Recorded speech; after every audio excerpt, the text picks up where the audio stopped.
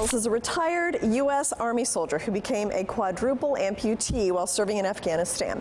And he speaks across the country, motivating others to live by his motto, never give up, never quit. And with me is Travis Mills. It's so great to meet you. Well, I appreciate that. Thanks for having me. It's awesome. So let's start with why you're in New York. So you're celebrating a live day.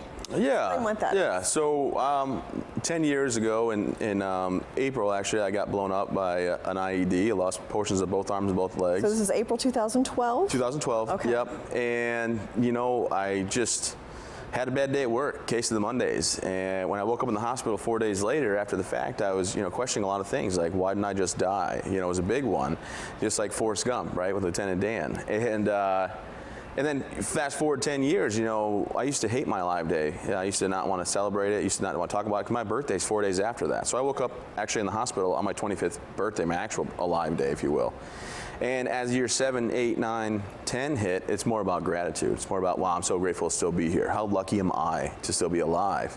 Considering a lot of my friends didn't make it back home and they don't have the chance to be with their loved ones. I have a wife now of 14 years, a daughter that's 10 years old. She was 6 months old when I got hit. Okay. And then my son now is 4. So just, life goes on. And I think, we're just kind of celebrating and go around New York City, and I got to go to the museum and you went 9/11 museum. Yep, 9/11 museum. Sorry, and yeah, it was a good time, just amazing. So, and I'm glad you shared that about your family. I was going to ask you about that because I think that all makes us okay. We're glad we're alive and we're here to experience this. Now, 9/11 was the thing that really kind of motivated you to join the military, right? Yeah, I mean, I never thought I would join the military during a peacetime, if you will. I thought I was going to be in the NFL, but that didn't work out.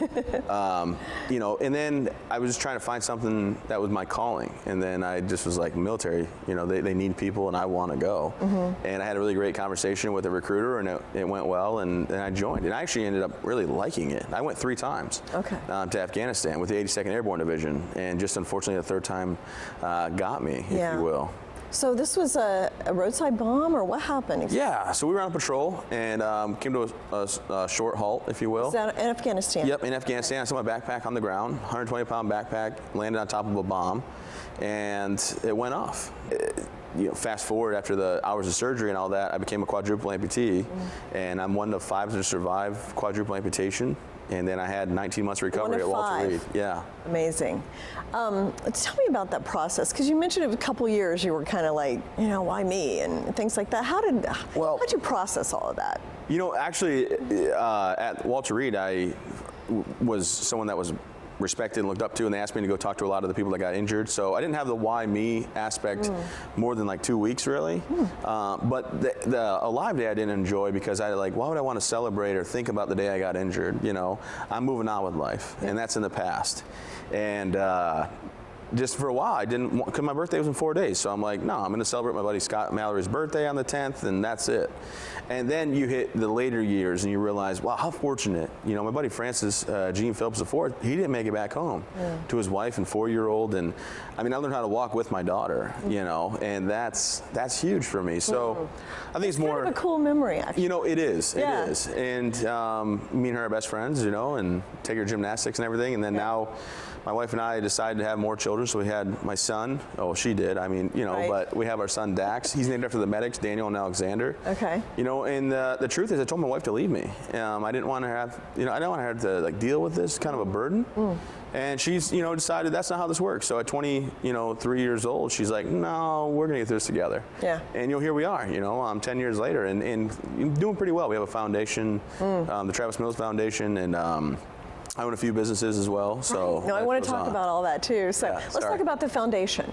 When did you start it? What's its mission? Yeah, I appreciate that. So the Travis Mills Foundation started when I was still at the hospital. And we wanted to give back because we saw so many people doing amazing things. And we started it for care packages. And we did a $5,000 donation from us to send care packages to the guys that I served with overseas in their new units. And then I went and learned how to downhill mountain bike and monoski and snowboard and all these cool things.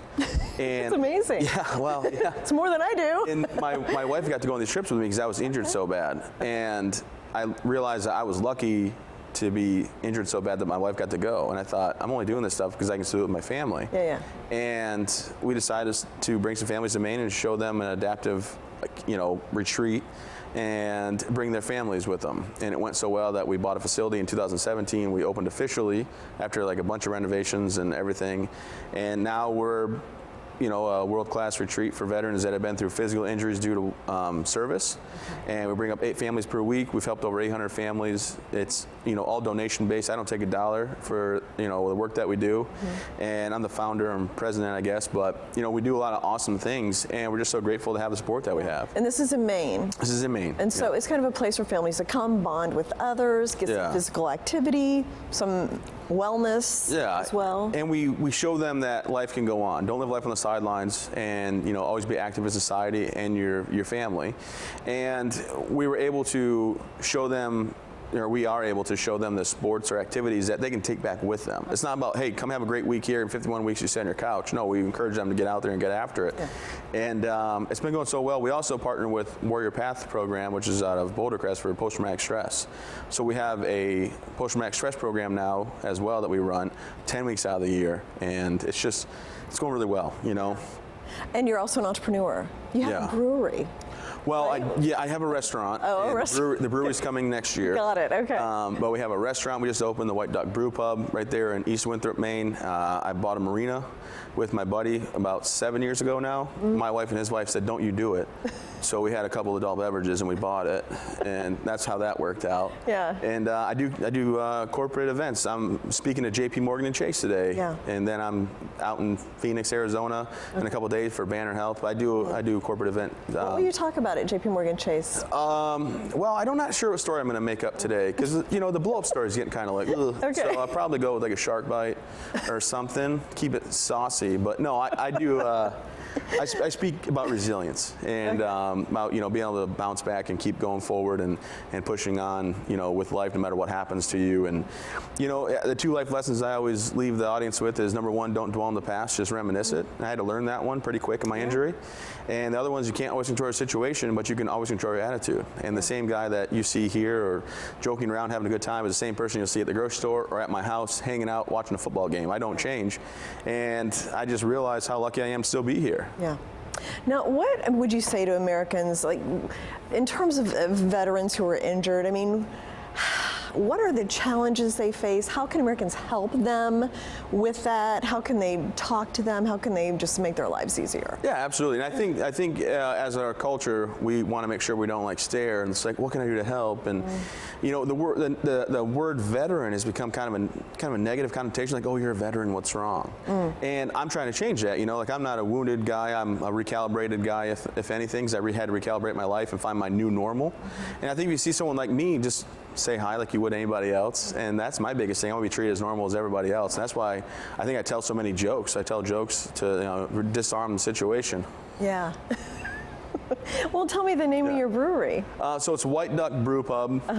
We opened it, me and 3 other buddies decided to go after it. It's going really well. Yeah. And right next door is a marina where we have boat slips and stuff like that. And that sounds awesome. Yeah, yeah, it's kind of a weird life, right? Yeah. I'm a part owner of an insurance company too. No, I think it actually sounds like a great life. Yeah, it's not bad. It does. It's not bad. My wife makes my travel schedule, and I travel for speaking. I cap it at 60 a year. She makes my schedule for me to go speaking, and then when I'm gone too long, I get in trouble for being gone too long. And she made the arrangements. So You do 60 speaking engagements a year? I cap it at that. I mean, I get asked to do more probably, but I won't, I have a young family, so I got to be home sometimes. Yeah, no, And, of course. Yeah. Any final thoughts? I mean, what can you give, people advice about getting through a difficult situation? Well, I think we all have problems that we go through, and I don't think my problems outweigh or overshadow anybody else's. So if anybody's having a hard time, go to my website, travismills.org. Go to my Instagram and Facebook handles and all the stuff that I have going on because I do fun videos. You have a lot of YouTube videos. I do have a lot of YouTube videos. I started TikTok. I got to work on that. I'm gonna do a Humpty Dumpty one where I fall off a wall and they can't get me back together. It's coming. But I think with life, there's always challenges. But I think you got to find just how to get through them and cope with them and do the best you can. And a friend of mine just lost his foot from diabetes. He lost his foot, and I called him and said, believe it or not, the worst part's over. I said, now your foot's gone. Yeah. That it's gone. You don't have to worry about when they're going to take it. I said, now it's just about recovery. It's accepting what happened and moving forward. And a big thing is I don't ever question why this happened anymore. Because it gets me nowhere. Yeah. And I just kind of move on with life. So I gave you a lot of stuff there. I wasn't very pointed on that one. I apologize. No, that's wonderful, Travis. I mean, you're an inspiration. So thank you so much for everything you've done for the country and everything you're doing for the country now. Well, thanks so much. And check this out. It doesn't even hurt. The first time I fell off, it did. And check, also fist bump, right? Yeah. But we're not going to blow it up. I've already done that. We're just going to jellyfish that away instead. Okay. Yeah. No, thanks for your time. Yeah, thank you so much.